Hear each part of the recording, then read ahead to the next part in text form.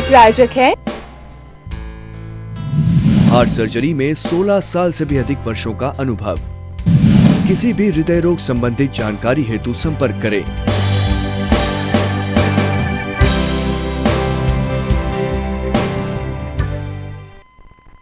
नमस्कार, आपका 24 news plus के लाइव शो मैरी टॉक में मैं शिल्पा नेगी एक बार फिर से बहुत बहुत स्वागत करती हूं। वैसे तो आप सभी दर्शक जानते हैं कि हमारा ये शो अपने आप में बेहद खास है, क्योंकि इसमें हम बात करते हैं सिर्फ आपकी हेल्थ से रिलेटेड इश्यूज के बारे में, वो इश्यूज जो आपके रूटीन को डिस्टर्ब कर सकते हैं या फिर आपकी लाइफ को डिस्टर्ब कर सकते हैं। और उन सब के लिए बात करने के लिए हमेशा हमारे साथ एक खास डॉक्टर यहाँ पर आपसे मुखातिब होते हैं टीवी के जरिए, जो आपसे सीधे तौर पर फोन पर बात करते हैं और आपकी समस्या को सुलझाने की कोशिश करते हैं। उसके अलावा उसके साथ साथ आपके स्वास्थ्य से रिलेटेड कुछ ऐसे इश्यूज होते हैं जिसके बारे में बात करके कहीं ना कहीं आपकी जानकारी बढ़ाने में इजाफा भी होता है और आपको हेल्प भी मिलती है। आज हम कुछ और बात करने वाले हैं महिलाओं के बारे में। जी हाँ, हमारा आज का शो बेहद खास है, क्योंकि आज हम सिर्फ और सिर्फ महिलाओं के बारे में बात करने वाले हैं। 51099951 हमारा फोन नंबर है, you can call on that number. और आपको बता दें, आज जो विषय है वो सिर्फ महिलाओं से रिलेट इसलिए करता है क्योंकि आज हम गर्भाशय के मुंह में जो कैंसर होता है उसके बारे में बात करने वाले हैं, यानी कि सर्वाइकल कैंसर। और उसके बारे में बात करने के लिए आज हमारे साथ स्टूडियो में मौजूद है डॉक्टर सोनल परिहार। मैम, आपका बहुत बहुत स्वागत है। Thank you. आप एक गायनी हैं और आज हम जिस इशू पे बात करने वाली हैं वो अपने आप में बहुत खास और बहुत ज्यादा कॉम्प्लिकेटेड ऐसा इशू है जिसके बारे में महिलाएं या तो लापरवाह रहती हैं या फिर पूरी तरह से जागरूक नहीं हैं। तो मैं सबसे पहले आपसे एज अ डॉक्टर ये पूछना चाहती हूँ कि आप एक डॉक्टर हैं, सर्वाइकल कैंसर को लेकर महिलाओं में जो जागरूकता नहीं आई है वो क्यों नहीं आई है? सर्वाइकल कैंसर, सबसे पहले तो मैं बता दूं, गर्भाशय के मुंह का कैंसर है। जी। और इंडिया में विमेन मतलब कि लेडीज को जो कैंसर सबसे ज्यादा मार रहा है आजकल, वो सर्वाइकल कैंसर है और ब्रेस्ट कैंसर है। ब्रेस्ट के प्रति अवेयरनेस बहुत अच्छी आ गई है। बिल्कुल। मैं डेली देखती हूँ, मेरे पास ओपीडी में पेशेंट्स आते हैं जिनको कुछ भी नहीं होता, हल्का सा दर्द ब्रेस्ट में लेकर आ जाते हैं कि मैडम चेक कर लो, गांठ तो नहीं बन गई है। सर्विक्स को लेके, सर्वाइकल कैंसर को लेके जागरूकता शायद इसलिए नहीं, ये शर्माते हैं, घर में किसी को बता नहीं पाते, क्योंकि इसके सिम्टम्स शुरू होते हैं व्हाइट डिस्चार्ज से।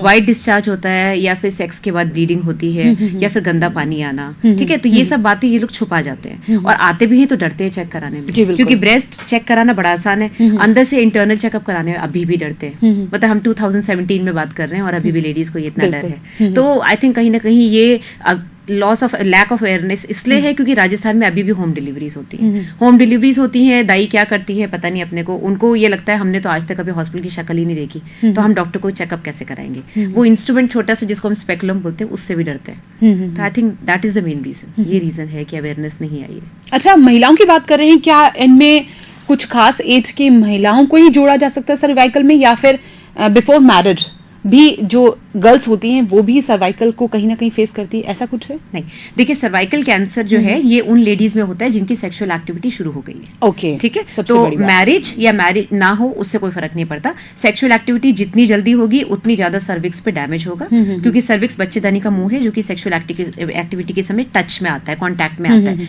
तो इस वजह से कैंसर इवन अनमैरिड लेडीज को भी हो सकता है, क्योंकि आजकल जमाना बदल गया है, अनमैरिड लड़कियां भी सेक्सुअल एक्टिविटी में इन्वॉल्व हैं। इट डजंट मैटर कि वो शादीशुदा है या फिर कि नहीं है, आपका सेक्सुअल रिलेशनशिप अगर है तो फिर sexual relationship and child birth के समय भी सर्विक्स जो है डैमेज होता है। तो जितना सेक्सुअल एक्टिविटी बढ़ेगा, जितने नंबर ऑफ पार्टनर्स बढ़ेंगे, अगर एक पार्टनर के साथ है तो ऑब्वियसली रिस्क कम है, ज्यादा पार्टनर्स है तो रिस्क ज्यादा है।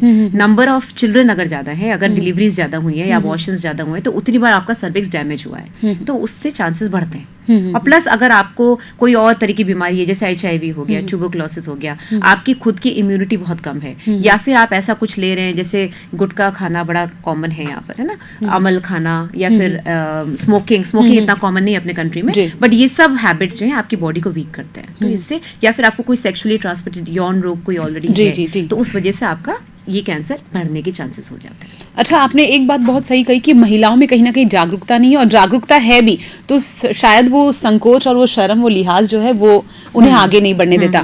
क्या आपकी हॉस्पिटल में कभी कभी ऐसे इश्यूज आते हैं, ऐसी महिलाएं आती हैं जो हिचकती है बहुत ज्यादा बताने से या डिस्क्राइब करने से, और बहुत लेट हो जाता है उनके केसेस में और रिजल्ट बहुत डाउन हो जाते हैं, उसके बाद फिर आप क्या सजेशंस देती हैं उन्हें? एक्चुअली आपने बहुत अच्छा पॉइंट उठाया, क्योंकि सर्वाइकल कैंसर की डेथ्स हमारी कंट्री में हो ही इसीलिए रही है, ये आते ही थर्ड स्टेज में है। अगर ये फर्स्ट स्टेज में या सेकंड स्टेज की अर्ली स्टेज में आ जाए तो ये ऑपरेट हो जाएंगे, और ऑपरेशन से इनके चांसेस सर्वाइवल के बहुत बढ़ जाते हैं। अच्छा। क्योंकि पूरी तरह से हम कैंसर निकाल सकते हैं। ये आते हैं सेकंड स्टेज के एंड में या फिर थर्ड स्टेज में या फोर्थ स्टेज में, तब तक फिर रेडियोथेरेपी के अलावा कुछ बचता नहीं है, क्योंकि हम लोग सर्वाइकल कैंसर को ऑपरेट नहीं कर सकते जब तक वो स्टेज 1A या 1B है। उससे ऊपर अगर चला गया तो नहीं कर सकते। और कैंसर सर्जन्स भी हमारे यहाँ हैं जोधपुर में, 2-3 अच्छे कैंसर सर्जन्स हैं, उनको हम बुला के करवाते हैं। उससे पहले मैं तो कहती हूँ सर्वाइकल कैंसर एक अकेला ऐसा कैंसर है जिसमें 20 ईयर्स लगते हैं बनने में। तो अगर उस 20 सालों में जो सिम्टम्स आ रहे हैं, अगर लेडी तभी डॉक्टर के पास चले जाए, गायनेकोलॉजिस्ट के पास, तो उसको ऑपरेशन की या कैंसर ट्रीटमेंट की जरूरत नहीं, उसको वहीं पकड़ा जा सकता है, वहीं का वहीं ट्रीटमेंट हो सकता है, इससे पहले कि वो फैल जाए। अच्छा, लेवल की आप बात कर रही हैं, मैं तो कहती हूँ कि चलिए हमने आप डायग्नोज करते हैं कि इसे ये प्रॉब्लम है सर्वाइकल कैंसर की, उसका जो लेवल फर्स्ट है वो कैसे पता चलता है? It's a level first, it's a level second? ये तो देखिए मेडिकल हम लोग पता करते हैं, हम लोग सीटी स्कैन कराते हैं, पेशेंट को चेक करते हैं इंटरनली, और इंटरनली चेक करने से हम एक प्रिजम्पटिव डायग्नोसिस बनाते हैं कि हमारे हिसाब से ये इतना होना चाहिए। अच्छा। उसके बाद सीटी स्कैन कराते हैं, कुछ और ब्लड टेस्ट कराते हैं, उससे पक्का पता चल जाता है कि स्टेज में इस स्टेज में है। बाकी जो मेन स्टेजिंग है वो सर्जरी के समय होती है, बट सर्जरी करनी है कि नहीं वो सीटी स्कैन से ही पता चलता है। अच्छा, ठीक है ना, तो उससे पता चलता है, और उसके बाद फिर वो जो निकालते हैं हम यूट्रस और आसपास के लिम्फ नोड्स, उसको हम आगे भेजते हैं। अगर उसमें आता है कि आपको और कुछ करना है तो आगे रेडियोथेरेपी रिपोर्ट्स में जब मेंशन हो जाता है जो पैथोलॉजी रिपोर्ट आती है उसके बेसिस पे। बट सबसे पहले तो पेशेंट ऑपरेबल होना चाहिए, वो कैंसर सर्जन डिसाइड करते हैं पेशेंट को चेक करके, पेशेंट की कंडीशन और पेशेंट का कैंसर कितना फैला हुआ है, तो 2-3 तरह के टेस्ट करके हमको पता चल जाता है। अगर पेशेंट आपके पास आती है महिला, और तो ऐसे कौन से शुरुआती सिम्टम्स होते हैं जिनसे आप कहते हैं कि भाई हाँ ये डायग्नोज हो सकता है इस तरह से सर्वाइकल कैंसर? क्या लक्षण होते हैं? जैसे कि मैंने पहले बताया, सेक्स के समय bleeding, which is not normal. ठीक है, अर्ली मैरिज है, न्यूली मैरिड है तो बात अलग है, बट अगर सडनली आपको लगता है कि सेक्स करने के बाद आपको ब्लीडिंग आ रही है, ड्रॉप्स आ रहे हैं, या फिर गंदा पानी, स्मेली पानी, ठीक है, और इररेगुलर मेंस्ट्रुएशन, मतलब कि आपके पीरियड्स का अनियमित हो जाना, बट ये कम होता है। ज्यादातर सेक्स के समय ब्लीडिंग और व्हाइट डिस्चार्ज ही मोस्ट कॉमन होता है। अगर उस समय आप आ जाएं, एक पैप स्मीयर करके टेस्ट है जो कि हमारी इंडिया में आप मोस्टली सबको पता है, एटलीस्ट अर्बन लेडीज जो शहर में रहती है उनको पता है, बट हमारी गवर्नमेंट ऑफ इंडिया की तरफ से एज सच कोई अभी तक रूल नहीं आया है कि आपको हर पेशेंट का करना है, क्योंकि आई थिंक पॉपुलेशन इतनी वास्ट है, कोई ऐसे रूल्स एंड रेगुलेशंस बने नहीं है। तो हम लोग अपॉर्चुनिस्टिक तरीके से पेशेंट का करते हैं। सिटिंग इन द हॉस्पिटल हमारे पास जो पेशेंट आता है, हमको जो लगता है हाई रिस्क है, हम उसका टेस्ट करते हैं। हम लोग कभी कभी गांव में जाके कैंप भी लगाते हैं जिसमें मास स्क्रीनिंग करते हैं, एवरी पेशेंट, हर लेडी को बुला के ये स्क्रीनिंग करते हैं। बट वही है ना, 50% आते हैं, 50% चले जाते हैं। अगर ये टेस्ट आप हर 3 साल पे करा लें, जैसे कि बाहर कंट्रीज में होता है, यूके में, यूएसए में, तो इसी से पकड़ में आ जाते हैं कि आप में कुछ ना कुछ एब्नॉर्मलिटी डेवलप हो रही है, उसको वहीं का वहीं रोका जा सकता है। क्योंकि पैप्स में बड़ा सिंपल सा रूटीन टेस्ट है, जैसे आप कभी आप ओपीडी में जाके अपनी आंख चेक कराते हो, कभी कान चेक कराते हो दूरबीन से, वैसे ही वो नॉर्मल सा चेकअप, ऐसे कुछ चीर फाड़ नहीं है उसमें, कुछ भी नहीं है, तो it is a normal gynae checkup. तो अगर इस तरह से पेशेंट्स आ जाए तो हमें तभी पता चल जाएगा, उसको वहीं का वहीं रोक देंगे। Precaution is better than precaution is better than सही बात है। अगर आप अवेयर नहीं रहेंगे तो फिर क्या? इसके सिम्टम्स ज्यादा नहीं है, इसके सिर्फ यही सिम्टम्स है, हल्का सा पेन, हल्की सी ब्लीडिंग आफ्टर सेक्स एंड गंदा पानी आना, बस। अच्छा, आफ्टर मैरिज यानी न्यूली मैरिड जो हम बात कर रहे हैं, अगर कोई महिला गर्भ धारण कर ले, उसे सर्वाइकल है या फिर जिसे सर्वाइकल है प्रॉब्लम, क्या वो गर्भ धारण कर सकती है? सर्वाइकल कैंसर वाली पेशेंट्स नॉर्मली अगर एक बार डायग्नोस हो जाते हैं तब तो फिर ऑब्वियसली प्रेगनेंसी उनको होती नहीं है, या फिर वो ध्यान देने लग जाते हैं मेरे को कैंसर है, ऑब्वियसली तब नहीं होंगे। बट ऐसे केसेस मैंने देखे हैं जिनकी की प्रेगनेंसी 5वें महीने में पहुंच गई, तब जाके कैंसर डायग्नोज हुआ है। तो ऐसे केसेस में हम लोग डिपेंडिंग अपॉन बच्चा किस स्टेज में, जैसे 5वें-6ठे महीने में हमको लगता है कि नहीं अभी हम 3 महीने और कर सकते हैं, तो उसको प्रोसीड करने देते हैं, बिकॉज सर्वाइकल कैंसर इतनी जल्दी नहीं फैलता कि 2-3 महीने के अंदर एकदम स्टेज 4 हो जाएगा। अच्छा। तो हम लोग उसको पूरी तरह से उसको अपनी निगरानी में रखते हैं, कॉल्पोस्कोपी करते हैं, ये एक दूसरा टेस्ट है, और बायोप्सी तो एक बार कर ही ली, और उसके बाद पेशेंट को 15-15 दिन पे बुलाते रहते हैं। अच्छा। और उसके बाद इसको डिलीवरी ऑब्वियसली नॉर्मल नहीं कराते, सिजेरियन करते हैं, और उसके बाद उसको कैंसर सर्जन से ऑपरेट करवाते हैं। तो ऐसा नहीं कि प्रेगनेंसी टर्मिनेट ही करनी पड़ेगी, अनलेस की बहुत ही अर्ली प्रेगनेंसी हो, फर्स्ट या सेकंड मंथ में वो पता चल जाए। तो बच्चे को कोई नुकसान नहीं पहुंचता? नहीं, बच्चे को कैंसर से कोई नुकसान नहीं पहुंचता, कोई नुकसान नहीं पहुंचता। बस ये कि उसको नीचे से नहीं निकालना है, उसको ऑपरेट करके ही निकालना है, बिकॉज इसमें बच्चा नहीं, माँ को खतरा है। अगर अपन कैंसर वाली टिश्यू के थ्रू बच्चे को निकालेंगे तो कैंसर और फैलेगा और टिश्यू फटने के चांसेस है। अच्छा, हम हाइजीनिक कॉन्शियस रहने की हमेशा बात करते हैं, बच्चों को भी ये सिखाते हैं, और महिलाओं के साथ तो बेहद जरूरी है कि वो हाइजीनिक कॉन्शियस रहे।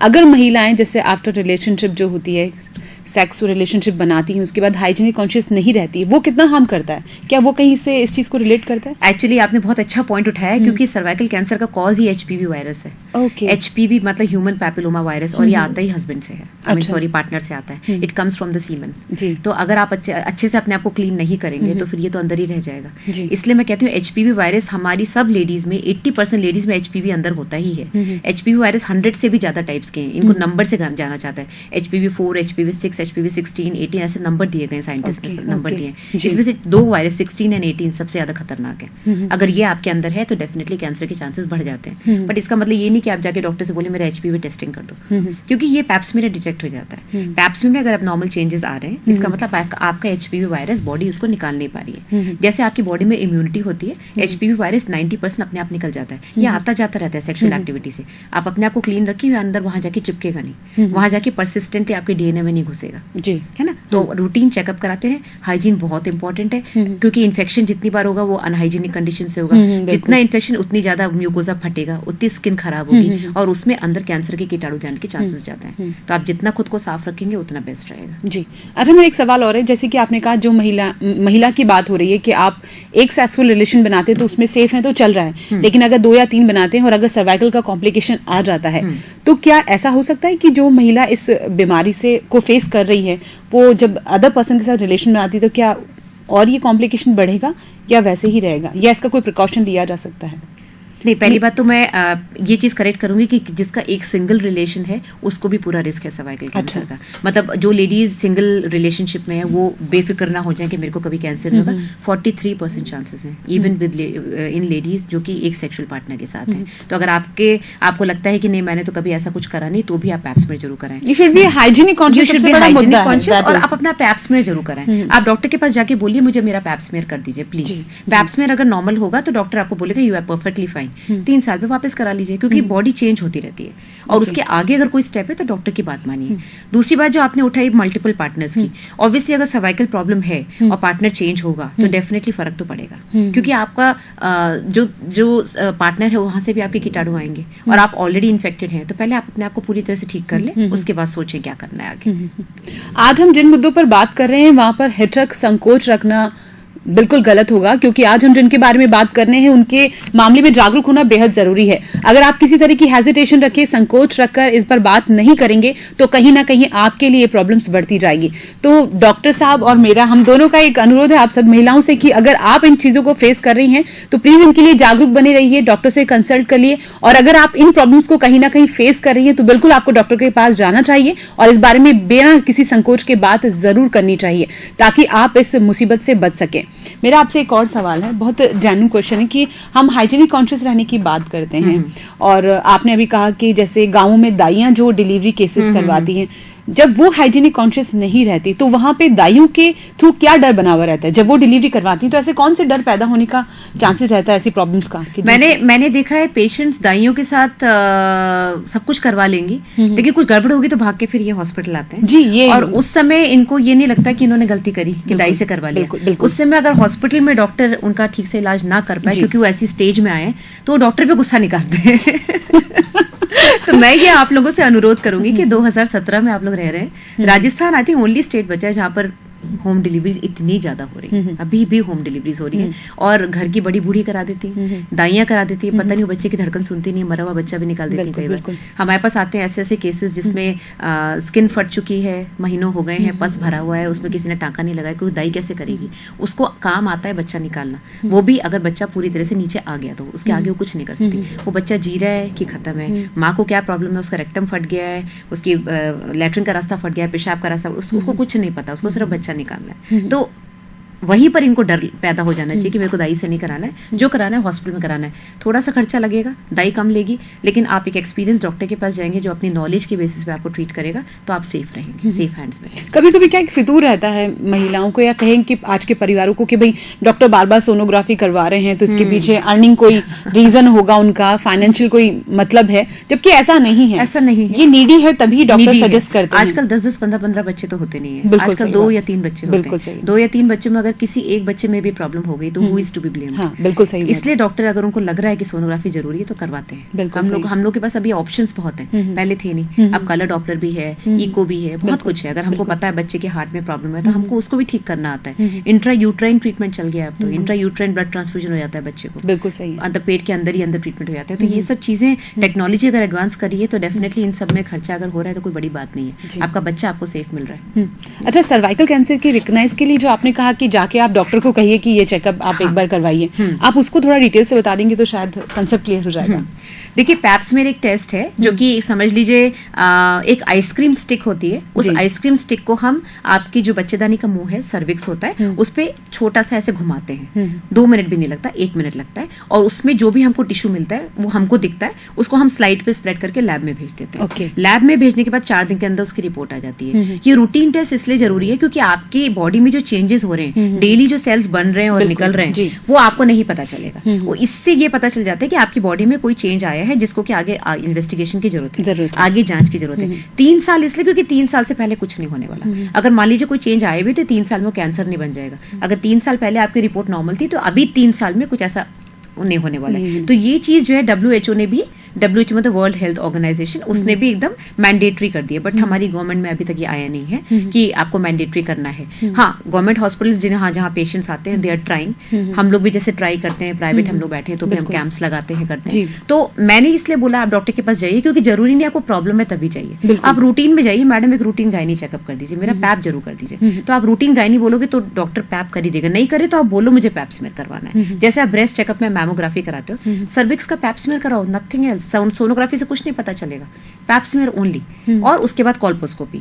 कॉल्पोस्कोपी एक कैमरा टेस्ट है, जैसे बैठ के आप कैमरे से फोटो खींचते हैं फेस की, वैसे हम सर्विक्स की फोटो खींचते हैं। तो उसमें करीब 30 टाइम्स मैग्निफिकेशन होता है। तो इस चीज को हम इतना बड़ा करके कैमरे में देखते हैं, हमको हाथों हाथ पता चल जाता है इस पर्टिकुलर एरिया में, इतने बड़े सर्विक्स में इस पर्टिकुलर एरिया में गड़बड़ है, वहीं से हाथों हाथ बाइप्सी ले लेते हैं। अगेन 10 मिनट का काम है। तो जांचों से डरे ना, करवाइए। और इतने तरह के टेस्ट आ गए, HPV टेस्टिंग आ गई है, DNA टेस्टिंग आ गई, RNA टेस्टिंग आ गई है। टेस्टिंग में हाथों हाथ पता चलेगा आपकी बॉडी में कौन सा HPV है, 16, 18 है या नंबर 6 है कि नंबर 8 है। तो इससे ज्यादा और क्या होगा जी, टेक्नोलॉजी को यूज करिए जी। अच्छा, आज हम सर्वाइकल कैंसर के बारे में बात करें, लेकिन आपको देख के मुझे लगता है मेरे जहन में एक जो सवाल है मुझे पूछना चाहिए, क्योंकि हम महिलाएं हैं, हमारे घर में जो महिलाएं हैं जिनकी बेटियां हैं, और हमेशा एक एज होती है 12, 13, 14 साल की, जब बच्चियां या तो फिर अपनी माओ से बात नहीं कर पाती, they are not sufficient frank नहीं होती इतनी, और ना ही माएं अपने बेटियों से इतनी बातें करती हैं। लेकिन बिफोर मैरिज, इस एज में, या टीनेज कह सकते हैं, 18-19 साल की, ऐसे कौन कौन से कॉम्प्लिकेशंस लड़कियों के साथ आ सकते हैं जिनके बारे में they should talk with their mothers, या फिर माओं को अपनी बच्चों की, इन बेटियों की इन चीजों को थोड़ा ध्यान रखना पड़ता है कि भाई इनमें अगर कोई कॉम्प्लिकेशन आ गया, जैसे मेंस्ट्रुएशन को हम ले लेते हैं, या तो कभी 12-13 साल या 14 साल की जो मेंस्ट्रुएशन पीरियड होता है कि भाई इस एज में आएगा, अगर नहीं आता है तो क्या फिक्र की बात है? हाँ, देखिए आजकल तो सबसे पहले मेंस्ट्रुएशन बहुत जल्दी स्टार्ट हो रहा है। मेंसेस आजकल 9-10 साल की एज पे स्टार्ट हो रहे हैं। और पेशेंट्स मेरे पास आते हैं, महिलाएं आती हैं डर के, मैडम इसका पीरियड बंद कर दो। मान के चलिए अगर उसको कोई प्रॉब्लम नहीं है, उसको कोई हार्मोनल प्रॉब्लम नहीं है, तो उसका पीरियड अगर जल्दी आ गया तो कोई बड़ी बात नहीं, क्योंकि बच्चे आजकल बहुत अवेयर है, हार्मोनल चेंजेस है। एक बार कोई चीज शुरू होगी उसको बंद नहीं कर सकते, उसको बंद करवाइए भी मत। हाँ, अगर उसको कोई एड्रिनल प्रॉब्लम है, एड्रिनल ग्लैंड में उसके ईस्ट्रोजन ज्यादा निकल रहा है, हार्मोन्स निकल रहे हैं, या उसको कोई ब्रेन में कोई ट्यूमर है जिस वजह से उसका ऐसे एकदम सडनली चेंज हो गई, ब्रेस्ट डेवलप हो गया 9 साल पे, हाँ, उस चीज में आप एंडोक्रिनोलॉजिस्ट से बात करिए। बट नॉर्मल फिजियोलॉजिकली अगर उसको आ रहा है जल्दी 9-10 साल पे, माँ से 2 साल पहले आ रहा है उसके बच्चे को, माँ को 12 पे हुआ है, बच्ची को 10 पे हो रहा है, माँ को 14 पे है, बच्ची को 12 पे, दैट इज क्वाइट नॉर्मल। उसको बंद मत करवाइए, बच्चे को सिखाइए बी अ गुड फ्रेंड, बच्चे को सिखाइए स्कूल में कैसे मैनेज करना है। आजकल स्कूल्स में टीचर्स, प्रिंसिपल्स, इवन जो क्लिनिक्स हैं अच्छे स्कूल्स में, वहाँ नर्सेज वगैरह सब रखती है। ठीक है, दूसरी चीज आपने, दूसरा क्वेश्चन आपका क्या था? जी, मेरा इसी से रिलेट करता हुआ कि अगर मदर्स को कुछ बेटियों की फिजिकल सिचुएशन में कुछ ऐसा कॉम्प्लिकेशन नोटिस होता है, तो ऐसे क्या कॉम्प्लिकेशन है जिन पे उनको अवेयर रहने की जरूरत है? एक चीज और है, जैसे एक तो हो गया जल्दी स्टार्ट होना, एक होता है एक बार स्टार्ट हो गया तो वो 3-3, 4-4 महीने से आता है, और आता है तो रुकता नहीं है। This is again very normal, क्योंकि आपकी बच्ची का शरीर अभी कच्चा है, उसको 5 साल लगेगा नॉर्मल होने में, क्योंकि ये मेंस्ट्रुअल साइकिल यूट्रस बच्चेदानी से नहीं आ रही है, ये यहाँ से शुरू हो रही है, ब्रेन से सिग्नल जाता है ओवरी पे, ओवरी से सिग्नल जाता है यूट्रस पे, और वहां से मेंस्ट्रुएशन स्टार्ट होता है। फिर वापस वो हार्मोन्स अप डाउन होते हैं, फिर वापस से वो साइकिल शुरू हो जाती है। तो जब तक उसकी ये साइकिल पूरी मैच्योर नहीं होगी तब तक उसको मंथली साइकिल आना और 4 दिन में बंद हो जाना ये स्टार्ट नहीं होगा। तो ये यूट्रस से रिलेट नहीं, यूट्रस से डरने की जरूरत हाँ, नहीं है। ये आपकी बॉडी जो है, जैसे 45 के बाद बॉडी में चेंजेस आते हैं क्योंकि वो इरेगुलर होना शुरू हो जाता है, वैसे शुरू के 5 साल ऐसे होता है। तो जब स्टार्ट होता है तो माँ डरे ना कि पीरियड आ ही नहीं रहा, आता है तो रुकता ही नहीं है। हाँ, बहुत प्रॉब्लम है, डॉक्टर से बात करिए, बट उसको एज पैथोलॉजी मत लीजिए। ये चीज मैं बताना चाह रही थी। अच्छा, मेरा आपसे एक और सवाल है कि जब हम मेंस्ट्रुएशन की बात कर रहे हैं, एक बार फिर से वही बात, हाइजीनिक कॉन्शियस। हाँ, देखिए मार्केट में अब तो इतनी सुविधाएं आ गई इतनी हैं, सुविधाएं स्कूल्स में आ गई हैं, सही सब है। जगह नॉलेज दिया, टीवी पर सोशल मैसेजेस इनडायरेक्टली वैसे बिल्कुल, दिए बिल्कुल। जाते हैं। हाइजीनिक कॉन्शियस है ना, मेंस्ट्रुएशन ड्यूरिंग भी बेहद जरूरी बहुत है, जरूरी है, जिसको बहुत। लेके अभी भी कहीं ना कहीं है। फाइनेंशियल सिचुएशन भी आ रहा है, बिल्कुल, क्योंकि मार्केट में जबकि इतने प्रोडक्ट्स आ गए, लेकिन फिर भी मैं साफ तौर पे ये बात कहना चाहूंगी कि कपड़ों का इस्तेमाल जो कि हाइजीनिक बहुत ही कॉन्शियस गंदा बहुत है, गलत है। बहुत ही गलत तो उस बारे में आपके क्या ओपिनियन है? मैंने पेशेंट्स देखे हैं जो पत्ते लगा कर आते हैं। जी। मतलब राजस्थान का ये हाल है कि जैसलमेर के पेशेंट्स के पास, उनके पास पानी तक नहीं है, तो वो ब्लड रोकने के लिए वो पत्ते में रेत भर लेते हैं, बिकॉज रेत मिट्टी जो है वो ब्लड को रोक देती है, मतलब वो एब्जॉर्ब कर लेती है, जिससे उनके कपड़े गंदे ना हो। और ये उनकी अभी layers इसी- of कपड़े- इस टाइम की बात इस है। टाइम में, जी। और उनके कपड़े भी लेयर्स में होते हैं, 2-3 पेटीकोट होते हैं, भारी भारी लहंगे होते हैं, तो उसके अंदर वो क्या चल रहा है छुपा के उसी लहंगे को वापस पहनती हैं। तो मतलब जो स्मेल हम लोग जो देखते हैं और हम लोग जो फील करते हैं, और जो अनहाइजीनिक कंडीशंस में ये लोग बिल्कुल, आते जी। हैं, कपड़े के अंदर रेत भरी हुई होती है। तो मैं तो उन लोगों को बोलूंगी जो यहाँ शहर में रह रहे हैं, जिनको की कॉटन मिल रही है, जिनको पैड्स मिल रहे हैं, अभी तो इतने सस्ते पैड्स आ गए। अभी मैंने 2-3 महीने पहले एक ओनली गर्ल्स स्कूल है, गवर्नमेंट स्कूल, वहां पर जाके 50 सैनिटरी नैपकिन्स बांटे थे। दिस वाज लायंस क्लब का इनिशिएटिव था। उन लोगों ने 28 रुपीज में 7 पैड्स निकाले थे। तो मतलब 1 पैड वाज 4 रुपीज, और इट वाज बायोडिग्रेडेबल। तो हाइजीन के हिसाब से, और मैंने बच्चों को बोला था कि बच्चों आप लोग कपड़ा यूज करना बंद करो, जी, मम्मियों को भी बिल्कुल, सिखाओ, बिल्कुल, बिल्कुल। डिस्पोजेबल लो, जो भी लो डिस्पोजेबल लो, उसको मुझे बताओ कि आपका इसका एब्जॉर्बेंस कैसा था। तो अभी तक फीडबैक आया नहीं। I ask them again. Care free, stay free, whisper, सब अलग अलग कैटेगरी के हैं, अब इतने महंगे नहीं रह गए। बिल्कुल। कई गाँव में तो इतना अच्छा अवेयरनेस है, पेशेंट्स बहुत क्लीन आते हैं, बट अभी भी ये हाल है। पैंटी ना पहनना बड़ा कॉमन है यहाँ पर, पता नहीं क्यों उनको क्यों लगता है पैंटी पहनने से रैशेस हो जाएंगे, जबकि panty is a protection for you. आपका लेडीज की बॉडी जो है भगवान ने ऐसी बनाई है कि विजाइना इज ओपन, ठीक है। बिल्कुल अगर आप सही। पैंटी नहीं पहनेंगे तो पैंटी नहीं पहनेंगे तो कुछ ना कुछ गंदगी अंदर जाएगी, उसकी वजह से और इन्फेक्शन होगा। सेक्सुअल एक्टिविटी के बाद अपने को क्लीन करना बहुत जरूरी बहुत जरूरी है। है। आप अपने पार्टनर के साथ सो रहे हैं, उसके बाद अपने को अच्छे से क्लीन करिए। आप ही क्लीन करेंगे और कौन करेगा? बिल्कुल सही उसकी गंदगी वो आप ही को निकालनी है। तो ये सब चीजें हैं जो हम लोग डे टू डे देखते हैं, समझाते हैं, बट वो कितना उनको समझ में आती है। कुछ लोग तो डरते हैं खुद को क्लीन करने में कि मैडम कैसे क्लीन करें, हमको डर लगता है। तो ये हाल है। बिल्कुल, मैं कहीं ना कहीं यही कि वो संकोच, रिजर्वेशन हाँ। जो है ना हमारे अंदर, कि हम इस बारे में हाँ। खुल के बात नहीं करना खुल चाहते। के बात नहीं करना चाहते, they don't want to do. ऐसा मैं उनको बोलती हूँ जैसे आप अपने नाक क्लीन करते हो, आप अपना मुंह क्लीन करते हो, अपने कान क्लीन करते हो, तो ये भी तो आपकी बॉडी का हिस्सा है। बिल्कुल। आप इसको क्यों नहीं क्लीन करते? ऐसा थोड़ी ना क्लीन नहीं कर सकते। जब कभी अगर आप देखें ना हमारे सोशल रिलेशंस में, अगर किसी की बेटी को मेंस्ट्रुएशन शुरू होते हैं तो पेरेंट्स की टेंशन शुरू हो जाती है। शुरू हो जाती है, बिल्कुल। It was not for happy moment कि हमारी डॉटर बड़ी हो गई है, दैट इज कि हमारे लिए एक रिस्पॉन्सिबिलिटी ज्यादा हो गई है, उनकी फिक्र बढ़ गई। तो कहीं ना कहीं इस नेगेटिव शेड को पहले पॉजिटिव में बदलना बेहद हाँ, जरूरी मतलब है। लड़की होना अभिशाप नहीं है, लड़की होना इज अ बिल्कुल। गिफ्ट ऑफ हाँ, गॉड। कहीं ना कहीं मेंस्ट्रुएशन ही तो आपको माँ का दर्जा दिलाएगा आगे जाके, तो you should be aware about और दैट। मेंस्ट्रुएशन से बिल्कुल डरना नहीं चाहिए कि, और बिल्कुल। इसको एक स्टिग्मा मत बनाइए। एक वो कहते हैं ना कि अरे मैं तो पीरियड्स में हूँ, मंदिर नहीं जाना, यहाँ जी, ये जी, नहीं करना, जी। किसी को बताना नहीं। कम आउट ऑफ दैट। ये साइंटिफिक चीज है, भगवान ने आपको दी है, आपकी बॉडी ऐसी बनी है, तो आप उसको छुपाते क्यों हैं? उसको ब्लैक पॉलिथीन में पैक करके लेके जाना कि कोई देख ना ले। अगेन दीज थिंग्स आर बिल्कुल सही समथिंग बात। We have to come out of it. हम इंडिया में कहाँ बैठे हैं अभी भी ना, और बाहर कंट्रीज में तो they talk openly about periods. Periods तो नॉर्मल सी चीज है। आज हमारे साथ स्टूडियो में डॉक्टर सोनल बैठी हैं, आप गायनी भी हैं, और आपसे आज सर्वाइकल कैंसर के बारे में हम बात कर रहे हैं। एक ऐसा इशू है जिसके बारे में महिलाएं बात करने से कतराती हैं। उसके साथ साथ कुछ और हेल्थ इश्यूज है जो महिलाओं से जुड़े हैं, उनके बारे में हम बात कर रहे हैं, जिनके बारे में आगे भी बातें जारी रहेगी। लेकिन फिलहाल शो में वक्त हो चला है एक छोटे से ब्रेक का, तो मिलते हैं छोटे से ब्रेक के बाद।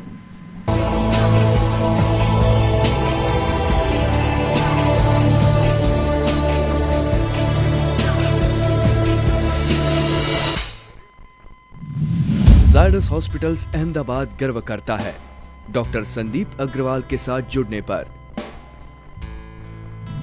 हार्ट सर्जरी में 16 साल से भी अधिक वर्षों का अनुभव। मुंबई के प्रमुख संस्थान से अपनी कार्डियक सर्जरी की ट्रेनिंग लेने के बाद इंग्लैंड में उच्च सर्जिकल ट्रेनिंग के लिए 6 साल गुजारे। FRCS और UK स्पेशल बोर्ड्स सर्टिफिकेशन की उपलब्धि हासिल की। एडल्ट स्पेक्ट्रम में सभी प्रकार की कार्डियक सर्जरी का गहन अनुभव, रीडू सर्जरीज में विशेष कुशलता। Doctor Sandeep Agarwal, Zydus hospital. किसी भी हृदय रोग संबंधित जानकारी हेतु संपर्क करें।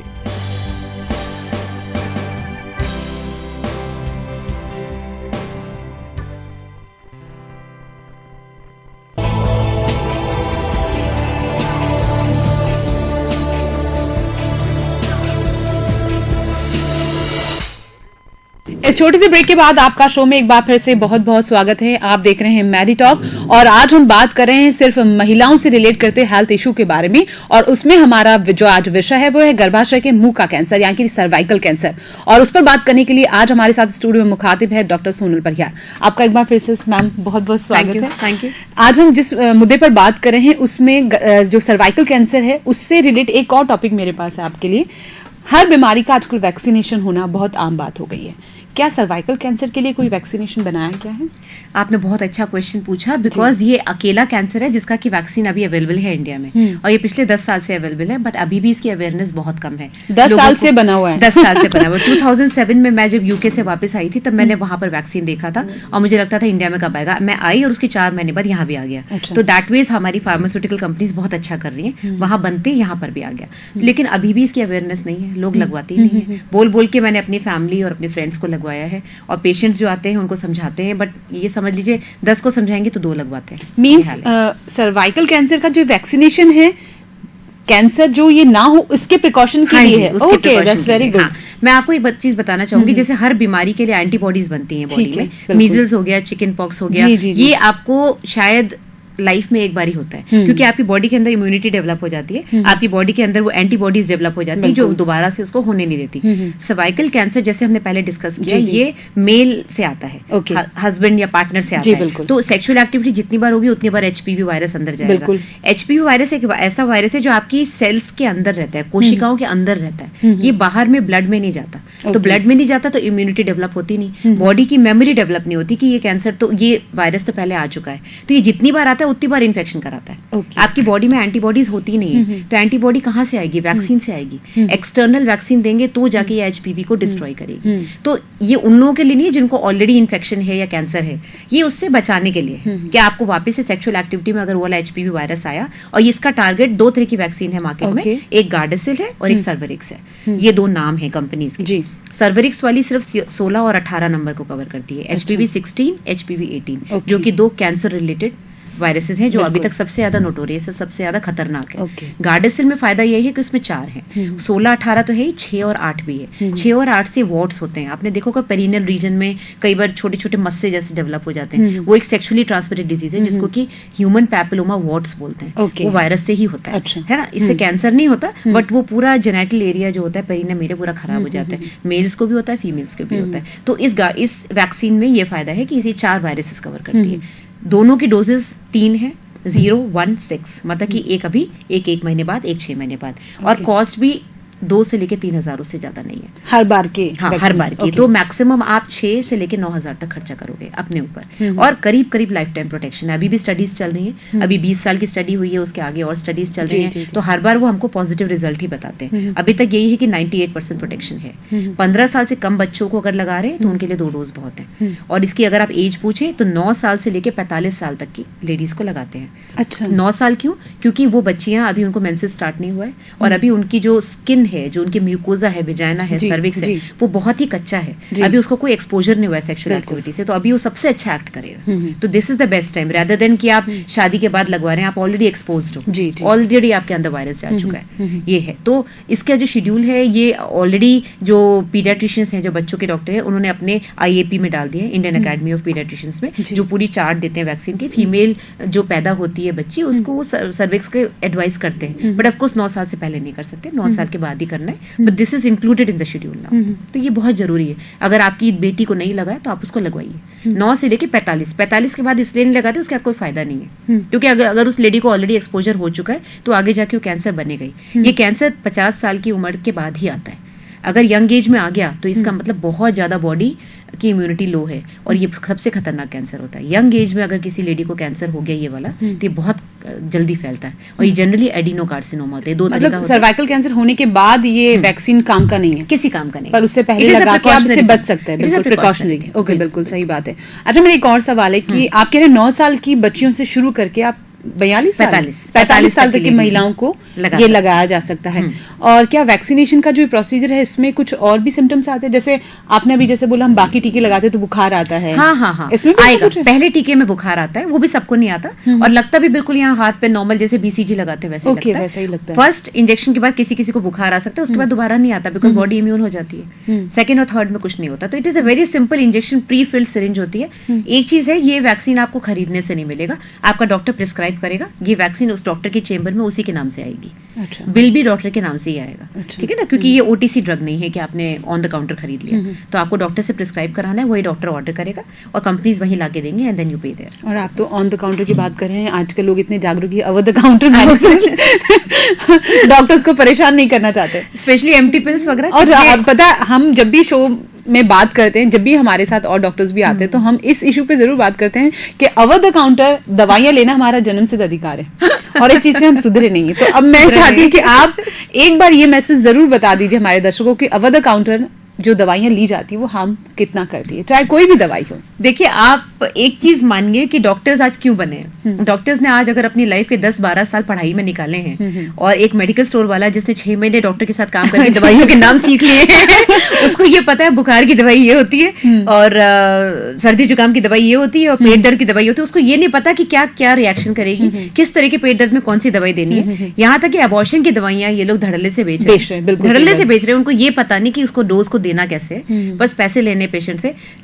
अबॉर्शन की दवाई की जगह वो मलेरिया की दवाई दे रहे हैं, लैरियागो दे रहे हैं, हाई डोज लैरियागो। उनको लगता है हाई डोज कोई भी गर्म दवाई दे देंगे तो अबॉर्शन हो जाएगा। फिर पेशेंट्स आते हैं सिम्टम्स लेके, उनको अजीब अजीब से हेडेक्स और वॉमिटिंग शुरू हो जाती है। तो प्लीज अपनी बॉडी से खिलवाड़ मत करिए। डॉक्टर की छोटी सी फीस होती है वो दे दीजिए और ऑन द काउंटर लीजिए। ऑन द काउंटर लीजिए। अच्छा, मैं इतनी देर से आपसे बात कर रही हूँ, मैं ये इक्विपमेंट देख रही हूँ यहाँ पे पड़ा है, ये क्या है? आप थोड़ा डिटेल में बताइए। ये एक मशीन है जो कि जिसको कि कॉल्पोस्कोप बोलते हैं। ये एक छोटा सा कैमरा है। अभी इसको अगर कनेक्ट करेंगे इलेक्ट्रिसिटी से तो यहाँ पर लाइट्स आ जाएंगी। जैसे हम अपनी फोटो खींचते हैं फेस की, उसी तरह से ये लाइट्स जो है ये पेशेंट के बच्चेदानी का जो मुंह होता है जो कि हम इजीली देख पाते हैं। अच्छा। नॉर्मल OPD में लिटा के पेशेंट को चेक करते हैं ना, तो ये पेशेंट को टच नहीं करता। ये लाइट और इसके अंदर मैग्निफिकेशन ये हम दूरबीन से देखते हैं। इसके यहाँ पीछे वो हमारा ये कनेक्ट हो जाता है हमारे लैपटॉप से। तो जो भी हम फोकस कर रहे हैं वो पेशेंट भी देखते हैं, हम भी देखते हैं। और हम इसको इतना मैग्नीफाई कर देते हैं कि हमको जो भी सेल्स हैं, जो इतना सा सर्विस को हम इतना बड़ा करके देखते हैं, तो हमको उसके अंदर के सेल्स पता चल जाते हैं कहाँ से खराब हो रहे हैं और कहाँ से हमको बायोप्सी लेनी है। ये मैं इसलिए लेकर आई हूँ क्योंकि पेशेंट्स को अभी भी अवेयरनेस नहीं कि कॉल्पोस्कोपी होता क्या है। कॉल्पोस्कोपी, स्कोपी मतलब कि हम कोई चीज चेक कर रहे हैं कैमरे से, कॉल्पो मतलब बच्चेदानी। तो कॉल्पोस्कोपी ये बना ही इसीलिए है। ये काफी महंगी मशीन है, करीब 4 लाख की मशीन है और इतनी सिंपल सी मशीन है, कहीं से कहीं हम इसको ट्रांसफर कर सकते हैं, कोई प्रॉब्लम नहीं होती, कोई दर्द नहीं होता। मतलब ये समझ लीजिए 10 मिनट का काम है ये। तो ये तब करते हैं जब पैप्स में अब नॉर्मल होता है और इसके आगे का टेस्टिंग इसके थ्रू करते हैं, डायग्नोस करने के लिए सर्वाइकल कैंसर को इसके लिए इस्तेमाल की जाती है। जी, मेरा एक और सवाल है। अभी आपने बोला कि जो मार्केट में दवाइयां दी जाती हैं उनमें आपने जैसे बात की कॉन्ट्रासेप्टिव पिल्स बहुत धड़ल्ले से बिक रही हैं, कहीं ना कहीं उनका यूज होता है। वो कितना, मैंने एम्प्टी पिल बोला। अच्छा, तो एम्प्टी पिल जो है अबॉर्शन की ओके, हाँ, तो वो जो यूज होती है, जैसे कि मैं कुछ ऐसी भी दवाइयां जो 72 घंटे में आप यूज करके वो कंसीव ना करें, अनवांटेड जो किल्स आती है पिल्स, क्या वो हार्म करती है और कितना हार्म करती है? हार्म करती है क्योंकि आई पिल जो देते हैं 72 आवर्स में, definitely it is a good drug for patients जो कि सडनली जैसे सेक्सुअल एक्टिविटी हो गई। आई टेल माई पेशेंट, मैं अपने पेशेंट्स को बोलती हूँ ये आपके लिए नहीं क्योंकि आप मैरिड हैं, आप अपने हस्बैंड के साथ डेली रह रहे हैं। ये उन लोगों के लिए, टीनेजर्स के लिए कभी कुछ ऐसा हो जाए, इंसिडेंटली कुछ हो जाए। आप अगर उसको regularly as a contraceptive use करेंगे डेफिनेटली आपको नुकसान करेगी, which is a high dose hormone है। तो आपकी पूरी बॉडी का जो सिस्टम पूरा चेंज हो जाएगा, आपकी मेंस्ट्रुअल इरेगुलरिटी हो जाएगी, पीरियड्स आगे पीछे हो जाएंगे। तो उसको रेगुलरली मत यूज करिए। कभी कभी जैसे आपको हो गया कि भाई हम कॉन्डोम नहीं यूज कर पाए या फिर हमने कोई प्रिकॉशन नहीं लिया, तब आप यूज कर लीजिए। इसका भी एक टाइम पीरियड होता है, कब लेना होता है ये आप डॉक्टर से बात कर लीजिए। 3 दिन के अंदर लेनी होती है और अगर 3 दिन से ज्यादा हो गए तो आप हाथों हाथ आके कॉपर्टी लगवा सकते हैं। 5 दिन के अंदर कॉपर्टी लगवाइए, लेकिन ये आपके लिए सही नहीं है। आप बेटर है डॉक्टर से पूछ के कुछ प्रॉपर प्रिकॉशन रेगुलर के लिए ले लीजिए, अगर आपको लगता है अभी नसबंदी नहीं करानी है या नसबंदी करानी ही नहीं है, तो उसके लिए बहुत तरीके आते हैं। फ्रीडम 5 है, मल्टी लोड्स हैं, कॉपर्टीज हैं, इतने तरीके हैं। डॉक्टर के पास आइए, समझिए, रादर देन कि अबॉर्शन कराएं। लेकिन बस रिजर्व मत रहिए, रिजर्व मत, जो उलझन है, जो कंफ्यूजन है, हाँ, उनसे थोड़ा बाहर, कंफर्ट जोन से बाहर आकर बात करेंगे तो क्यों नहीं रिजल्ट मिलेगा। क्योंकि बच्चा गिराना एक तो सेंटिमेंट्स के साथ अटैच्ड होता है, क्योंकि बच्चा गिराने से ऑब्वियसली लेडी को भी अच्छा नहीं लगता, हस्बैंड को भी अच्छा नहीं लगता, स्पेशली जब पहला बच्चा गिराते हैं। तो एक मेरी और एडवाइस रहेगी कि जब आप मैरिज आपकी तय हो गई है तो एक बार डॉक्टर से मिल लें।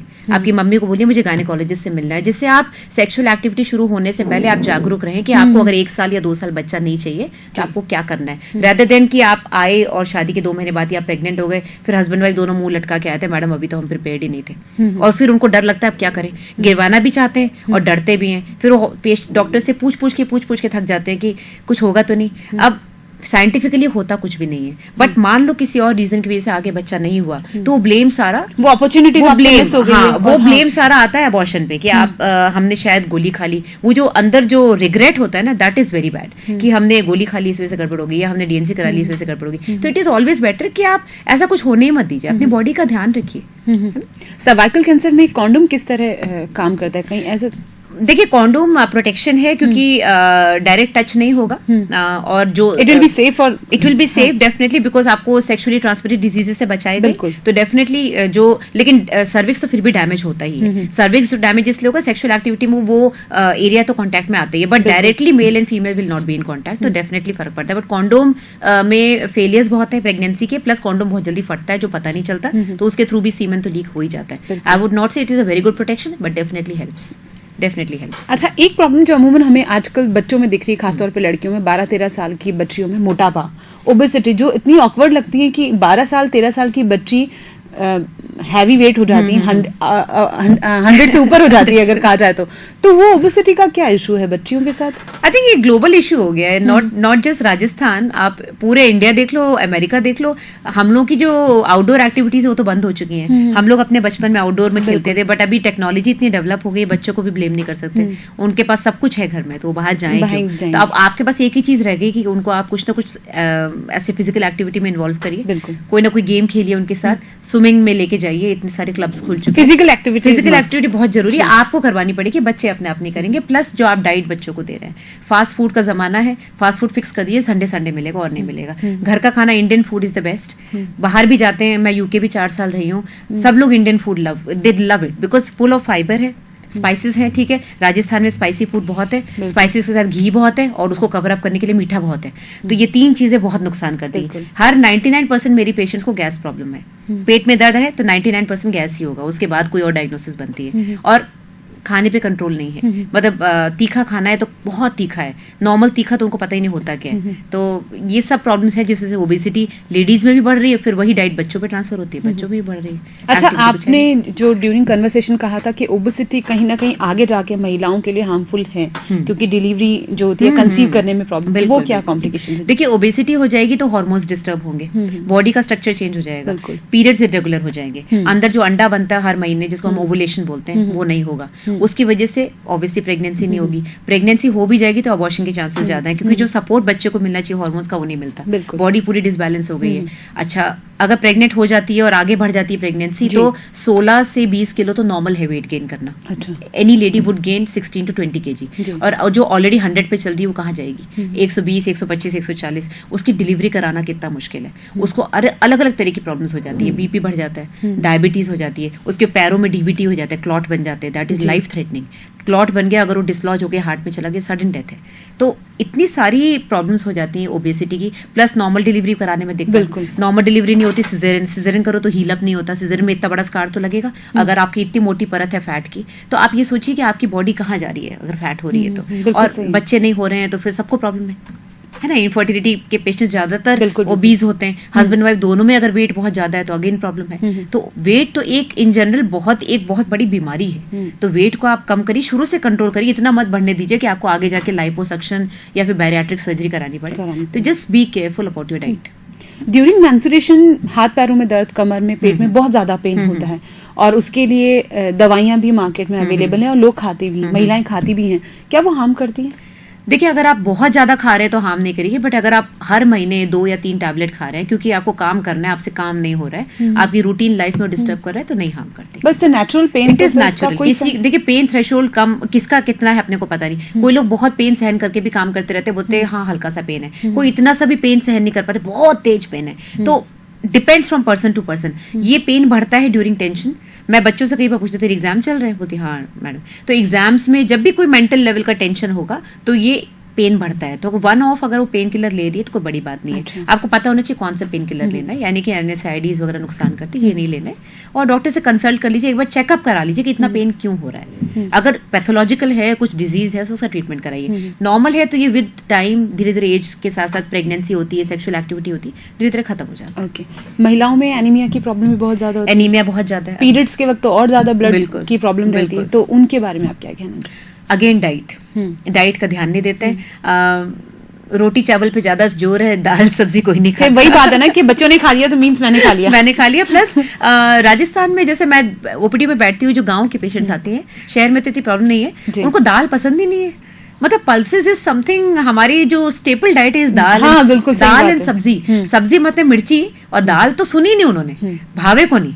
मिर्ची का कूटा, मिर्ची मूंग का की अचार, दाल तो मिर्ची की भावे को चटनी। नहीं। जी, जी। मैं कहा मूंग की दाल खा लो, थोड़ा छाछ ले लो। हाँ, छाछ तो हम बहुत पीते हैं, हमारे घर की गाय है, तो छाछ और दूध पे इतना जोर है कि दूध भी रोटी में, मतलब रोटी में दूध, हाँ, और छाछ पी के उसको खूब खट्टा और पता एकदम ही फर्मेंट करके पीते हैं, तो उससे खोखला हो जाता है शरीर। बॉडी तो यूं मोटी एकदम ताजी, कोई घर की भैंस है तो घी भी खूब है, और घी भी खा के ऊपर से इतनी मोटी ताजी, अंदर से हीमोग्लोबिन 4 भी नहीं होता, तो खोखली हो जाती है बॉडी। तो फिर आप क्या ट्रीटमेंट करोगे उनका? आप फिर उनको ब्लड चढ़ाओगे, ब्लड के इंजेक्शंस लगाओगे। उनकी डाइट में उन्होंने दाल कभी देखी नहीं, दाल देख के उनको उल्टी आती है। सब्जी मतलब मिर्ची होती है। मैं कहती हूँ हरी सब्जियां, हाँ वो हरी सब्जी मतलब हरी मिर्ची।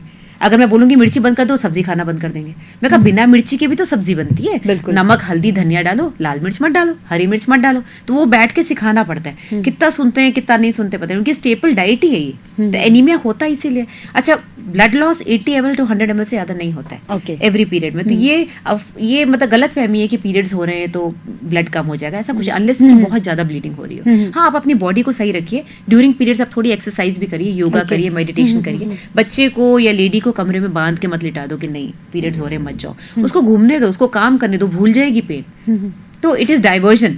अब ये तो बहुत अच्छी अच्छी मशीन्स आ गई हैं। अगली बार मुझे अगर मौका मिला तो मैं लेकर आऊंगी।